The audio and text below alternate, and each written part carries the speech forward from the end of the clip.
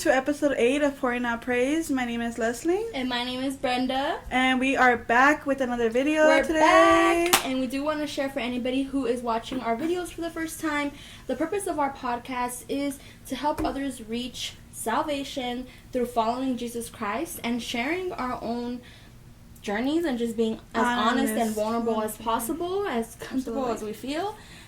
We've had a lot of moments of crying, of laughing. If you want to go back and check those out, we do want to say thank you to everybody who has been supporting us. Anybody who's throwing out comments, whether online or in person, even if it's just a quick, keep doing what you're doing, this is good, or I watched part of your video, that fuels me at least, like to keep going and to just know that, all right, we're making some kind of difference.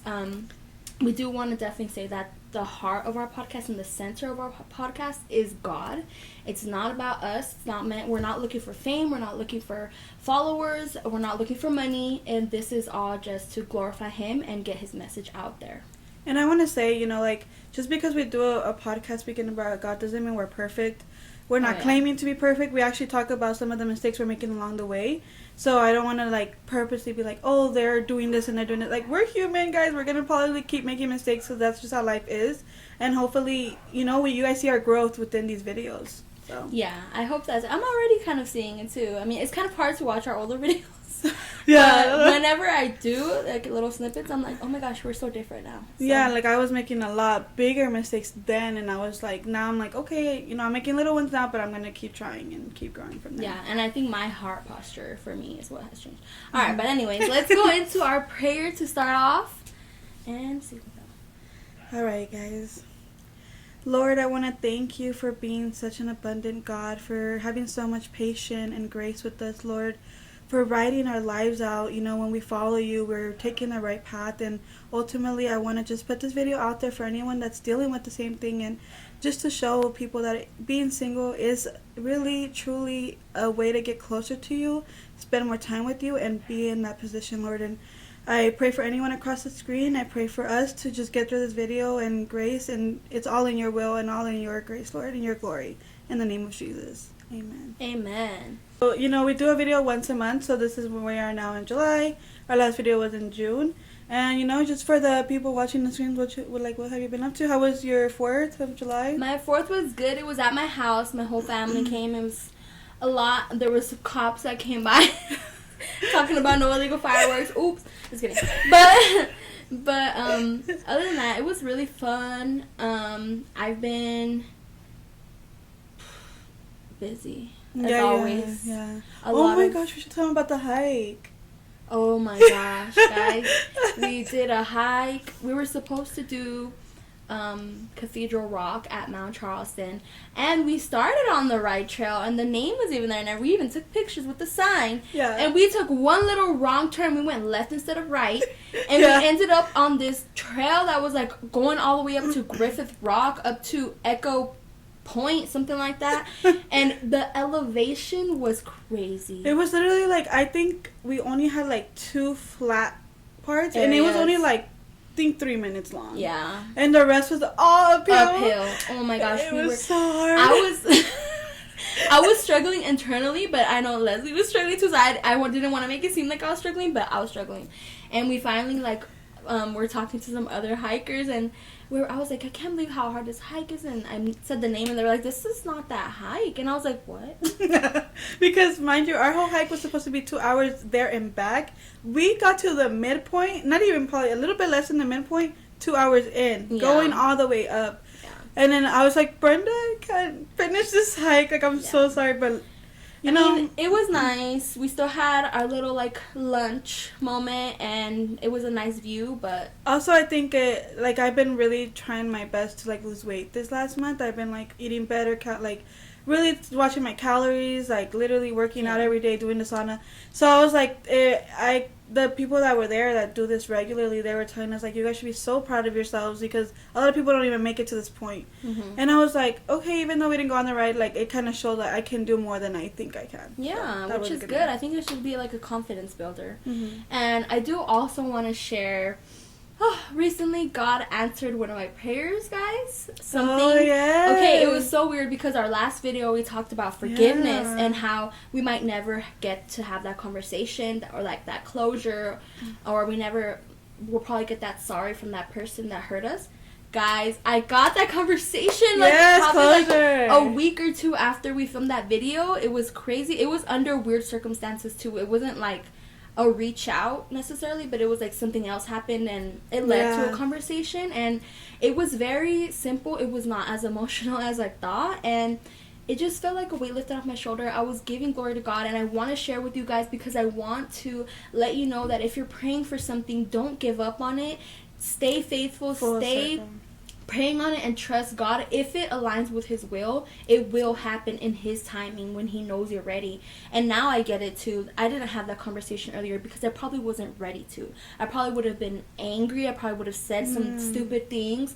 And God knew, okay, now she's at a point where she's ready to have this conversation in a mature way. And I'm just so grateful. Literally right after I got off the phone, I called Leslie, I called my mom just to update them, and then I fell to my knees in worship, and I was praying out loud in my home, and I was telling Father, thank you so much for answering my prayers. It's the little details. He loves us so much. He remembers, and He knows the desires of our heart, and it's so beautiful how He's such an amazing God. He's there. He's so good. It was like full circle. Yeah. When we were talking before, we were tripping out because I was like, dude, we literally just talked about this in our last video, and like you literally got it answered like 2 weeks later. It was insane. Yeah, and so now I'm like being faithful for Leslie to get her closure or her conversations that she needs, forgiveness, whatever it is. I'm like, stay true because God can do it. God can do it. Yeah. And so what's kind of been going on with you? Honestly, I've just been like I said, I've just been working out. Like I've been trying so hard. I think that does have a lot of your focus. Like I just go to work, spend time with my kids when I'm at home, and just literally like work out every day. Even when I'm so tired and I'm lazy, I'll go on TikTok and watch people working out, like motivate me. I'm like, all right, I gotta get up and do it. So it's gonna pay off though. Yeah. And I've also I'm starting to kind of learn a bit about the youth at church, so pray for me, guys, because I'm nervous. Teenagers can be a lot. So I'm looking into that, and I just really want to pray, and I want God to show me the direction He's trying to take me in, and I think we both have like a lot of growing, and I think that's what I've been doing, is just trying to figure out the things that I need to work on, and I know that I need to work. I think on a lot right now is like anger, so I've been praying to be slow to anger. We've talked about that too. I have I be tripping out sometimes, so I just been praying to be slow to anger, and I think I want to just try to be the same always, not just like in certain circumstances. So I've just been trying to like figure myself out right now. Yeah, and I get that too. I definitely have like my moments of anger too, and also just being a parent and trying to show my daughter about God and trying to make it so that she understands it. I think I'm a little bit struggling with that. So me too. I think I need to do it more often. We need to just keep going though. That's it. Yeah. We're still doing this. I'm just proud of us for even still having the podcast and still and we've been consistent. We say one video a month, and we've been doing that besides like 2 months, but it's been good. So yeah. And for speaking just of all that, our topic description today is that singleness is a gift. That's the season that we're in, so we want to just put that energy out there for anyone struggling, and that's basically all we're going to talk about today, and hopefully you guys can, get something from it. Yeah, and so to start off, we did want to share a little bit about our dating backgrounds and kind of how we got here and our experiences along the way, which it could be a little sensitive topic, but I'm not gonna go too in depth because we don't want to have such a long video. But just for example, I think you kind of gravitate towards what you grow up with. So my mom dated a lot when I was young, and she didn't date the best of men. I think from her own trauma, I'm sure she had the same reasons I did, but it was a lot of cholos and a lot of thugs, I guess you would say.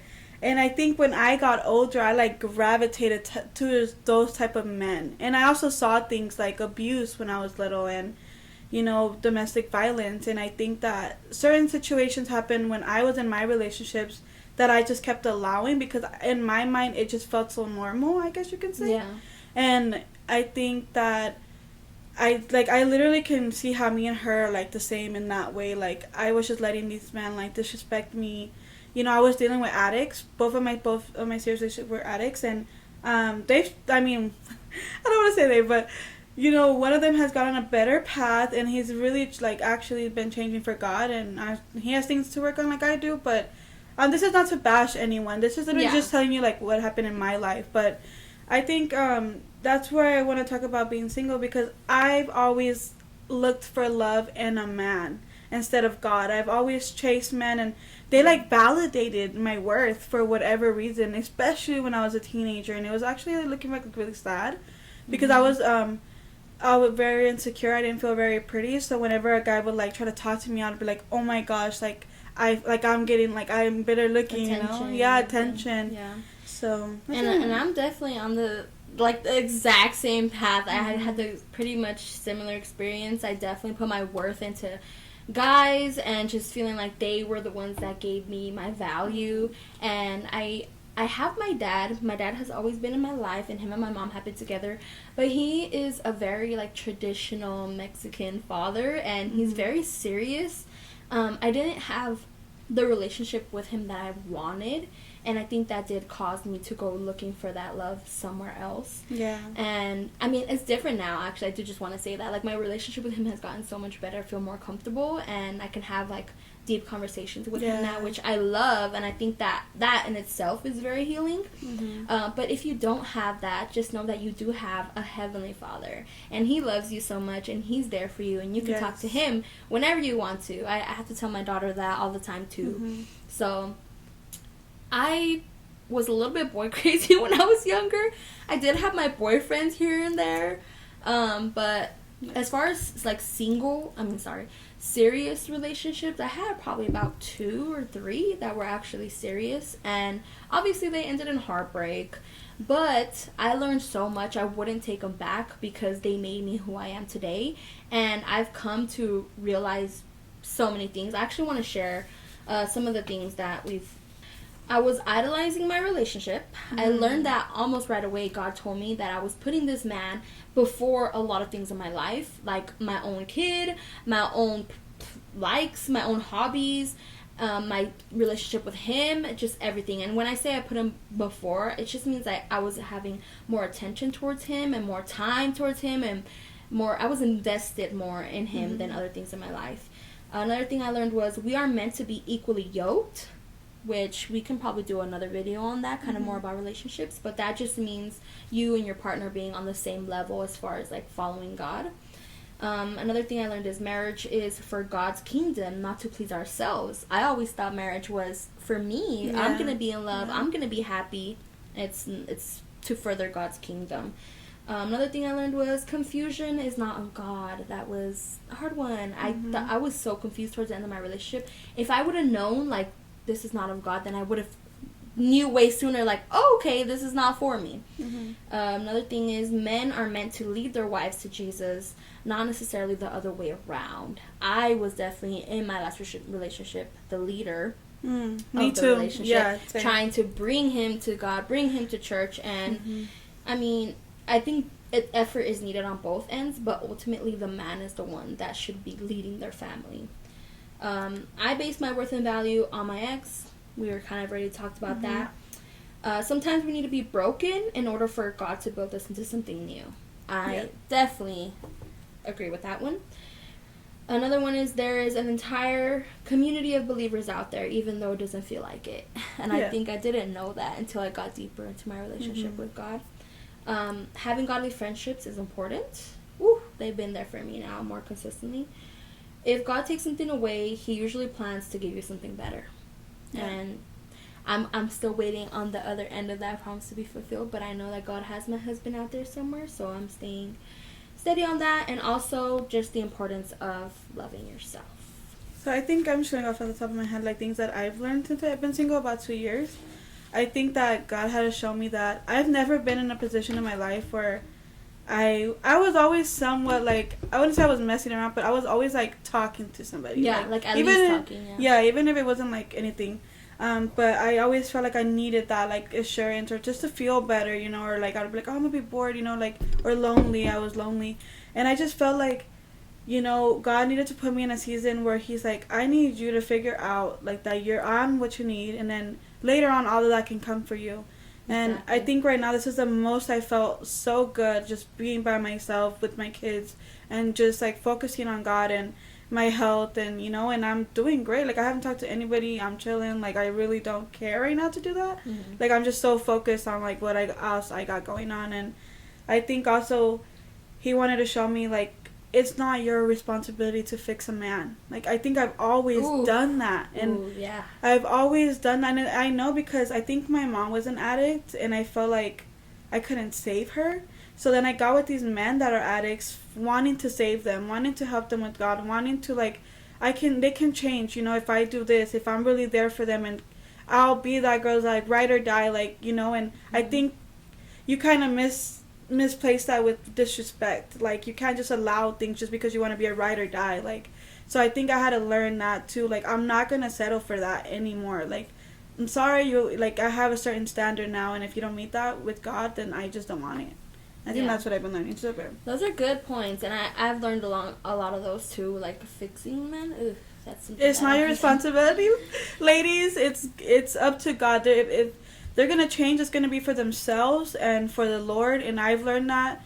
And I don't even think sometimes men can change for their children, but in my, like, experience, some of them don't. And I feel like they're gonna just change with God, and once they find themselves, and hopefully they can, and all we can do is keep praying for them. Yeah, I would say one thing I've heard too is, like, a lot of people think a relationship is 50-50, so you guys make 100, but what it really is 100%, you guys come together 200%. You guys are supposed to each be whole, and then you come together and you make one. It's not necessarily like, oh, this is my other half and I can't live without them and they complete me. God created us as our own individual selves, and you have to know how to love yourself before you can love somebody else. I know that's such a cliche because I heard that so much growing up, and I didn't really, like, understand the depth of it. But it is super important to know yourself and just to be happy by yourself, and then somebody can add to your happiness. But you can't make somebody completely your reason for being happy, because then when that person is gone, then what do you have? You don't have anything. I do want to say just a few notes that I had wrote down from hearing Stephanie Ike Okafor's her sermon. A wrong relationship can crush your identity in Christ. You know, you don't want to, like, put, like she said, you know, put them above, you know, God. And another one is, don't compromise your values for anyone. The right man will value you and your path with God. So it's like, don't compromise anything that you're doing right now because somebody comes along that you like, because they're going to ultimately understand you first. And also just, like, careful with daydreaming. You don't want it to become an idol when you're thinking about your future husband, or, like, what's he going to be like. Just try to, like, I still make that mistake here and there. But I'm, like, something that I have to, like, work on as well, because I don't want that to overtake anything that I'm doing right now. Yeah, and I do think it's important to rely on the word when you are struggling with being single and just kind of getting in your head about it. I know a verse that really helped me get through my breakup was Psalms 32:8, and it is God talking to us saying, I will guide you to the best pathway for your life. I will advise you and watch over you. And it's very general, but I really clung on to that verse because it just reminded me that he's with me and he cares about me and he's gonna help me get to where I need to be, but I just need to trust him, and I need to have that in my heart, knowing that he cares and he's there, you know. Yeah. And just to, like, you know, I know we had somebody asked us a question on Instagram. Yeah. So we just want to, like, you know, answer that. Do you have it? Yeah, so the question was, when do you know it's time to walk away from someone? That's a hard one. It is. And I had to learn the hard way to walk away from somebody. Because sometimes when we can't walk away, in order to save us, God will take that person away. Because he's like, all right, you can't do it. You're not strong enough. All right, then they're going to do it. Maybe you're going to get hurt, unfortunately. But it's going to happen. I think for me and my last relationship, it was so much, like, disrespect over and over and over. And it got to a point where I was just, like, allowing it. Like, girl, what are you doing? Like, I was just, like, allowing it. And it was, like, of course he kept doing it because I kept forgiving him so easily. And, you know, it got to a point and an extent where I literally had to like sit there and like tell myself, I was like, I can't keep allowing this man to embarrass me. I cannot keep allowing him to disrespect me. Like, I love myself more than that. Like, Yeah. and if a man is not putting you first and is not like ready to date you, it doesn't, like, he's not for you, because God's gonna send you a man that is like that is pursuing you strongly. And until that day comes, and I'm gonna stay where I'm at, but I'm not gonna settle for a guy that wants to, like, you know, for example, date me, like, not date me, but date me for like 6 months, have all the special things, but not be like, you're my girlfriend, you know. Like, I'm just not gonna settle for that. And I think a man should put you first if he really wants to pursue that and really wants to have that with you. And God, of course, he needs to be a man. I would say something that I did a lot was pray to God and ask him to reveal this person's intentions to you, and he will.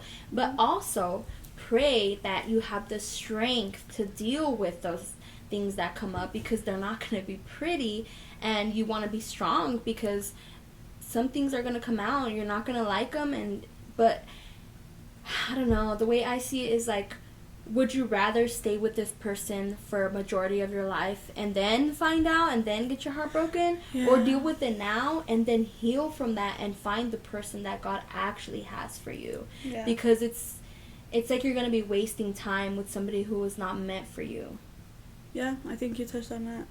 Yeah. But thank you so much for sending a question. Yeah, and we are going to start doing that more often. I think doing like a poll before our episodes. Maybe more ahead of time. I know, we did it so last minute, guys. But if you guys have any questions about our next topic or just us in general, we're always open books and we like sharing with you guys.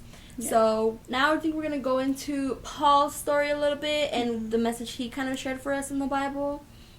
Yeah, so I want to read a verse. This is actually from Romans 12:1, and it says, "And so, dear brothers and sisters, I plead with you to give your bodies to God because of all he has done for you. Let them be a living sacrifice, the kind he will find acceptable. This is truly the way to worship him."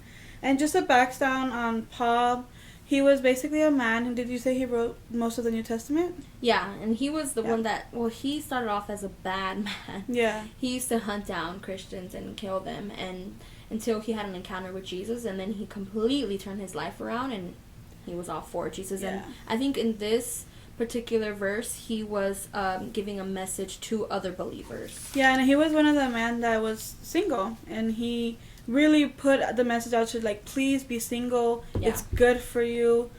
This is also from Stephanie. If you guys ever want to check out, she's like amazing. But she basically was just saying, like, just on being single, like, being single is not rejection from God. It's a redirection. It's not a delay, but a divine strategy. And God is shielding you and protecting you from possible mishaps that are gonna come from people that shouldn't be in your life in this moment. Yeah. So that's all I have on So that. overall, God loves us so much that he's willing for us to be a little bit hurt, so that way we can let go of what's not for us and receive what he does have for us. And Paul definitely talked about how when we are single, we are less worried about, when we are in a relationship, we are less worried about pleasing God and more worried about pleasing our partner. And that takes up a lot of our time, a lot of our energy, a lot of our thoughts. Sometimes it can completely take over everything, because if you think about it, if you've ever been in a relationship and you get in a fight with your significant other, oh my gosh, that's all you're thinking about. You can be hanging out with your best friend or your family, they're having a great time, and all you're doing is over here texting, over here trying to solve this, or you're worried about when they're going to call you, you're trying to have that conversation with them. If you're a man especially, I know there's a lot of heaviness on your backs to provide for your family, to lead your family, to do all these things, and I know that's a lot of pressure for you guys. So when you are single, see that as a gift. You don't have to have those pressures right now. You don't have to worry about your kids, your wife, your time, where you're gonna do building stuff. It's a lot for us. So I think that it's important for us to view singleness as a season of preparation, as a season of devotion. We have more time that we can spend on God, on serving his kingdom, on reaching others, on spreading his message. And if you think about it, like, was Jesus married? No. And was he complete? Yes. He didn't have a marriage. He was still a complete person. He lived a perfect life, even without marriage.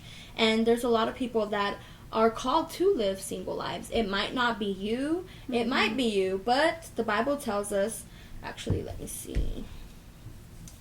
I do have a verse for this. It is Matthew 19:11-12. It says, "Not everyone can accept this statement," Jesus said. He was talking to his disciples. "Only those whom God helps. Some are born eunuchs, some have been made eunuchs by others, and some choose not to marry for the sake of the kingdom of heaven. Let anyone accept this who can." And a eunuch is somebody who fully devoted their life to God and they're committed to not having a relationship. So if you are that person and you like being single, you like It's not a bad not thing. having kids, it's not a bad thing. It's actually, God tells us, if you can do that, do it, because that way you have more time for him and you're able to devote more of your life to him. Yeah, and again, we're not saying, like, don't get married. Like, Oh, of no. course, if you, like, desire that, pray about it. Like, God will, if it's in his will, he'll give it to you. So, that's what it is ultimately, like, it's a gift, you know? Like, you really have time to yourself to figure yourself out, to grow as you're going along into, hopefully, your future relationship, you'll be the woman that you need to be in that season, or the man, you know? Yeah, and I do want to say, like, marriage and singleness are both gifts in different ways, and they are both work in different ways. So marriage is a blessing, but it's also a distraction in a sense. Yeah, for sure. And as single people, we definitely have more opportunities, and because we're more available, it's easier for us to take those opportunities. Like, I did see a sermon of a pastor too, and he was talking about the fact that he used to always go on missions, like to Haiti or to all these different countries, to help spread the message. He would be able to climb up the mountain and reach the village that maybe never heard about Jesus. But he said, guess how long it's been, guess how many trips he's taken since he's had his son 3 years ago? 0. Yeah. So he's not able to make that same commitment as he was before. And because we are single, our ministry should actually be more impactful than somebody who's married. I was learning about that too. Because we have more time to devote to him and everything. Yeah. And, you know, this message, I just want to say, I actually heard Stephanie say this, and she, it really touched my heart. She said, "This can be for all the girls that cried, thinking God forgot to add your name when he was writing love stories." And I just want to say, like, you know, just because you're single doesn't mean God's still not working on your future story. Like, he's still perfecting it for you, and, you know, he's not punishing you. You know, it's never him to punish anyone.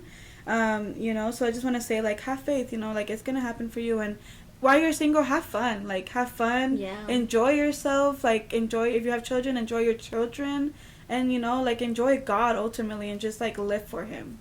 Yeah, and we don't know what tomorrow will bring, but today you have this gift. So embrace it and do something with it. Don't just sit there and be sad. I know this world makes it seem like singleness is a disease and like it's something bad. It's not. It's not. It It's really beautiful. isn't. It is beautiful. And then you learn so much. This is a time for you to learn about yourself. Love yourself. To learn the things you like, to get into hobbies, to create your identity that you're still going to have when you get into a marriage. A lot of people lose themselves. Like I did in my last relationship. I lost myself completely. I literally lost. I didn't even know who I was. I discovered so many things about myself. When I became single, I'm like, oh my gosh. We had to start from I scratch. Yes. I'm like, oh, I actually like doing this. Oh, I actually like going to that place or hanging out with these people. And you just learn so much about yourself. So we definitely wanted to touch on that. So some of the things that we want to like bring up, you know, while you're single, you can struggle with some things. While it's all great, there's still some struggles within them. So like celibacy, self-control, and you can also deal with loneliness. And, you know, we both can say we've struggled with all those things. It's, you know, we're human. Like, of course, even though I could be, like, super happy about being single, there's moments where I'm lonely. And I'm like, dang, like, I really do, like, want a relationship. And I have to, like, just pray about it and catch myself and be like, okay, like, it's going to come one day. And I want to read a verse. It's Hebrews 13:5. And it's real simple. It says, "Never will I leave you, and never will I forsake you." And it's just literally God's promise, like, whether you're alone, whether you're not, like, he's never going to leave your side. So even if you feel lonely, pray, because he's there and he's listening to you. Yeah, and I do want to say, as followers of Jesus Christ, the only option is celibacy. For those who are out there, I know it's kind of a hard thing to hear, but if you are following Jesus and you are single, you should be celibate. We are made more like God by learning to control our desires. And I do want to share a verse as well. It's in 1 Thessalonians 4:3-5. It says, God's will is for you to be holy, so stay away from all sexual sin. Then each of you will control his own body and live in holiness and honor, not in lustful passion like the pagans who do not know God and his ways. And I do want to say, like, God is not against sex. He literally invented it. He created it. He thought of this process and put it together, and it is a beautiful thing. Yeah. But there is a right way and there is a wrong way. Everything that God created, the enemy learned how to twist it and use it for something evil. Yeah. And so we have to make sure that we're on the right side of things. Sex is not bad, but it is meant to be done in marriage. And that's something that we have to remember. And God tells us he wants us to be holy. He wants us to be living a life like him. And why? Because this brings us closer to him, you know? Sex is a distraction, and we need to remove those temptations. That way we're able to focus more on what God has for us. We're here on this earth for a greater purpose. Not for pleasure, not for multiplying to have kids. We are here for those things, but I'm saying we're also here for a greater purpose. And that's to get to heaven and to help others get to heaven as well. Yeah, and I want to say, like, I think I've done this in the past, or when I was young, you know, like, just because you keep having, you know, affairs with a man, or you keep, like, you know, sleeping with him, or whatever the case is, doesn't mean that that's going to keep him or take you serious.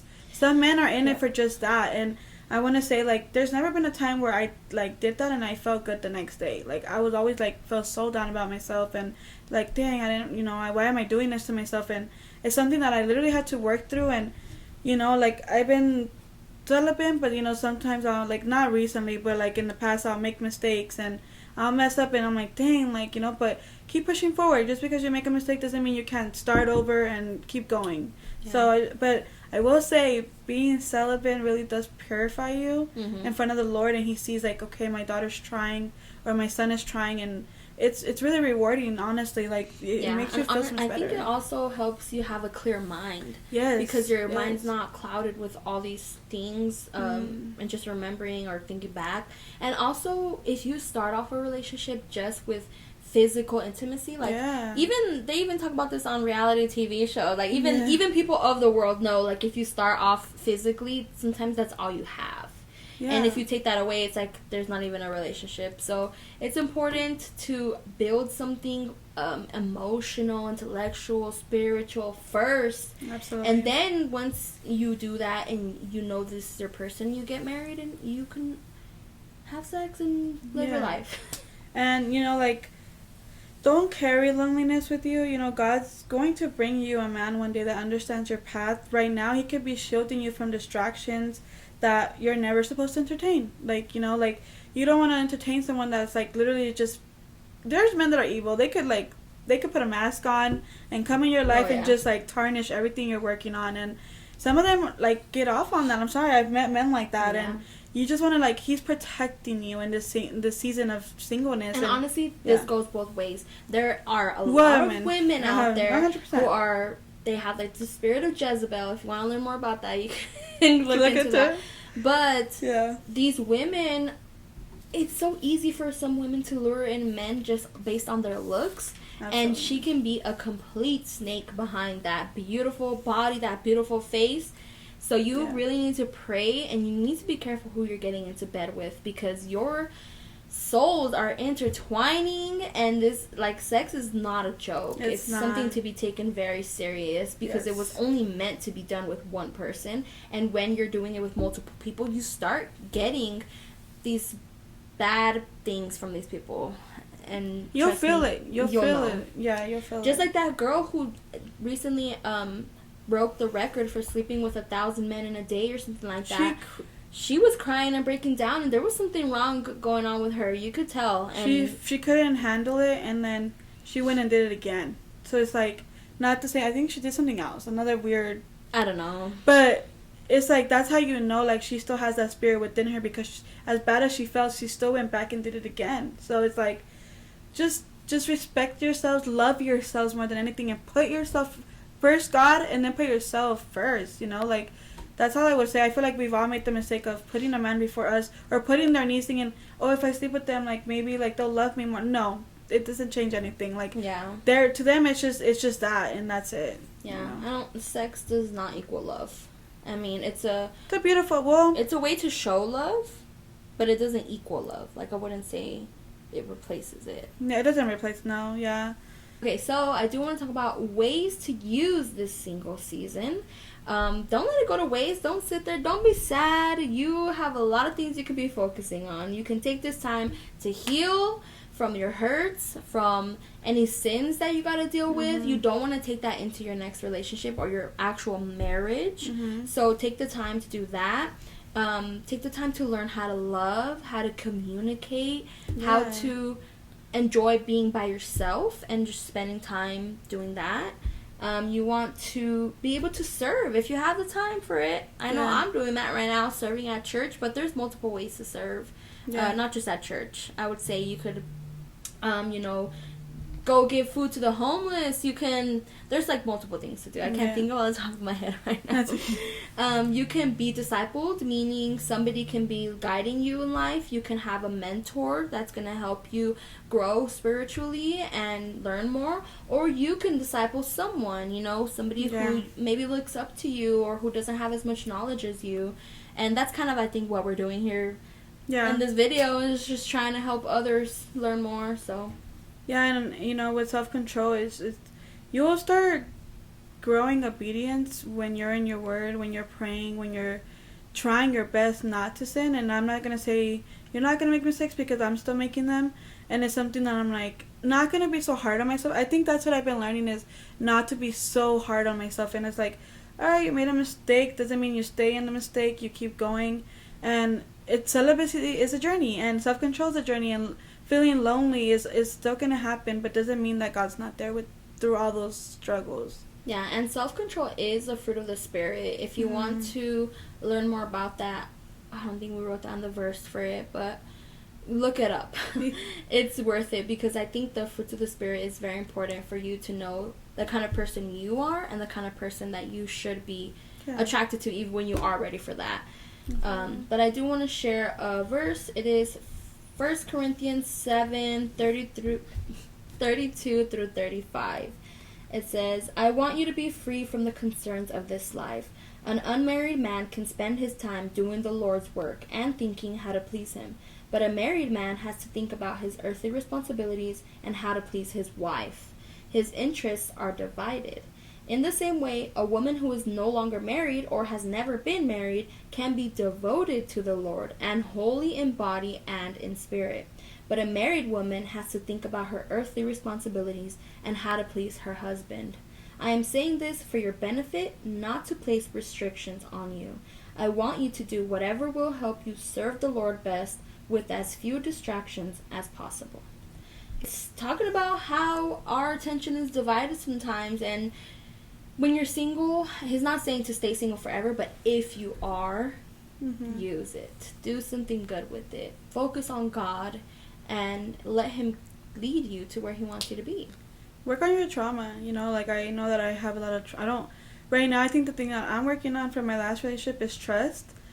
I don't want to, like, meet a man and, like, struggle to trust him when the man never done anything to me. He's, and that comes from being cheated on in my past relationships, and I personally right now, I think I would still feel that way. So it's like something that I have to work on, so the next person doesn't have to carry the old person's trauma that they gave to me. That's not fair, So it's like little things like that I'm trying to work in myself, my anger. All those things are going to better me as a mom, as a woman, as a follower of Christ. As a wife, one day. As a future wifey. I'm just kidding.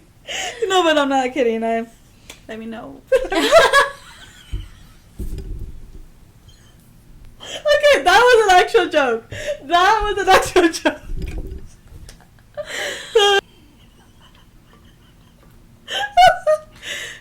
We're getting too comfortable with you guys. That's really what's happening. That's so funny. I'm just kidding. I'm not serious. Seriousness, just trust God's timing. And I have a verse. I actually have two verses. I have Psalm 37:4. It says, "Take delight in the Lord, and He will give you the desires of your heart." And I also have, this is the one I have memorized. I love this verse. It's Luke 1:45. Is, "Blessed is she who has believed that the Lord would fulfill His promises to her."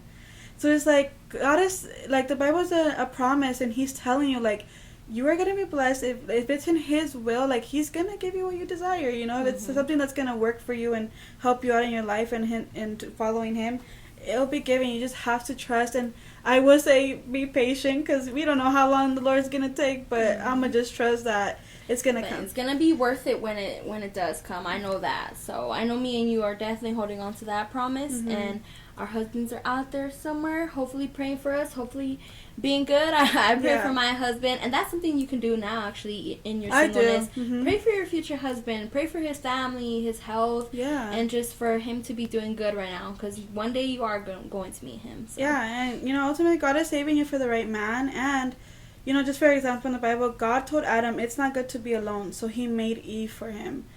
So it's like He doesn't just desire you to be, like, alone and lonely. That's not. He's still writing your story. And kind of get an idea for those who might not know, I want to ask you, what do you pray for in a future husband? Mine is always kind of the same. So I always pray that he's a man of God first. I pray that he's kind of, I don't want to say, like, on the direct path I am, but, like, somewhat the same, or, like, at least close to it. I pray that he is a protector, a leader, a provider. I pray that he is a kind man, that he has mercy on people. I pray that he'll treat my kids as they were his. And I just pray for his family, that he has a very good family, because I've dealt with family drama, and it's not it. So I pray that he has a good family that's around him.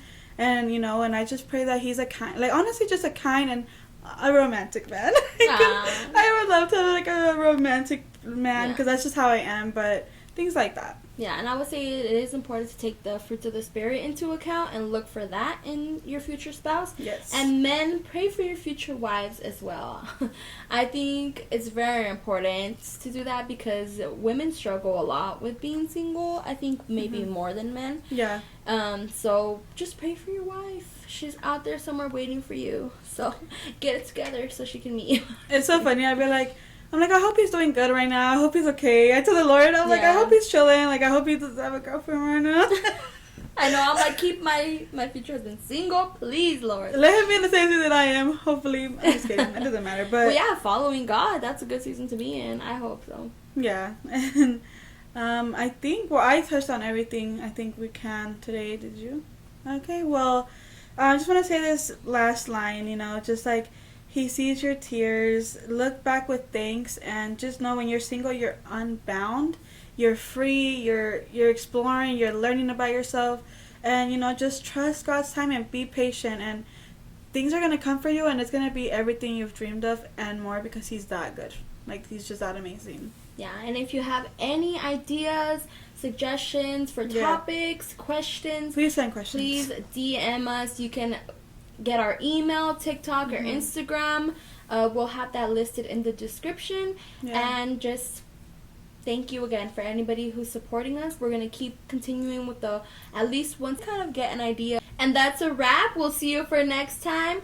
For now, keep pouring out your praise to Jesus, because He's listening and He loves you.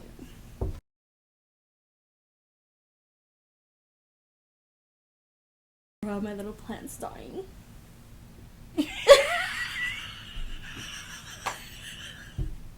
You need to water it, dude. What have you watered? I think I overwatered it. You want to leave it in the video? I think it's kind of funny. I'm going to talk about it. I'm going to be like, guys, please excuse my little plant. I'm trying to bring it back to life. That's actually funny. Okay. Yeah, on your front. And she... My shirt's backwards because we don't like being inverted, apparently, so. I think we look funky. Whatever. I think anyone would, though. That's just because we're not used to seeing it. So. Probably. I probably didn't blend good. Why are you calling me out? I'm just kidding. No, that's good. No, we're good. That was a knee slapper. Okay. Okay, SpongeBob. Do you SpongeBob does that? I don't think SpongeBob does that.